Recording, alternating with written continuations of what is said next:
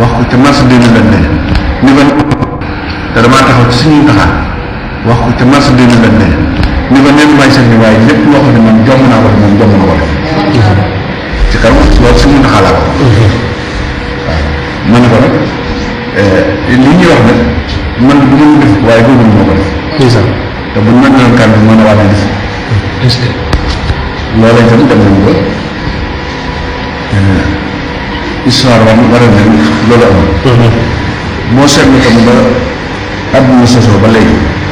képp ku suñu borom nar a yegloo fenn rek dana la teg ay natt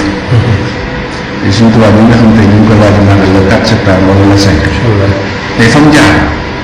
ak li mu def ciy coor ay suñu mbir moom mu jotee Ousmane Sonko buy dem mu dem naroon a agsi fii mu war a suñu borom ak ñu leen ko gàllankoor yi mel nii yàlla ba ko tegoon tam dimbali ko ba mu am xol bu ko ak njabootam am xol bu mbiru yàlla moo am am ku mu bëgg a liggéey ba rek wala ku mu ñaan rek moom moo lay téye li nga xamal ni mbir mi ab tool ñun ñëpp ñoo ci bokk di bay waaw parce que moom ab tool la boo xam ne ku ne ci biir tool bi rek yàgg ñëppay bokk mbay te di bay li ñuy bay moom yàlla yàlla ko mu ñor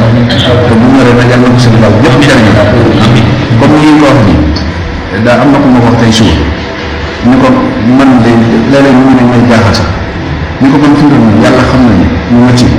au moins lenn loo xam dama naan Ousmane Sonko nekkoon président boobu mu changé xalaatuma sax loolu man li may yéene Ousmane yal na jot ci réew te bu jotee ci réew yàlla na ko defar man ñu yaakaar ci ñëpp am tuum la ñu teg suñu bët te amoon ci yaakaar ndax nit ki soo ragalee yàlla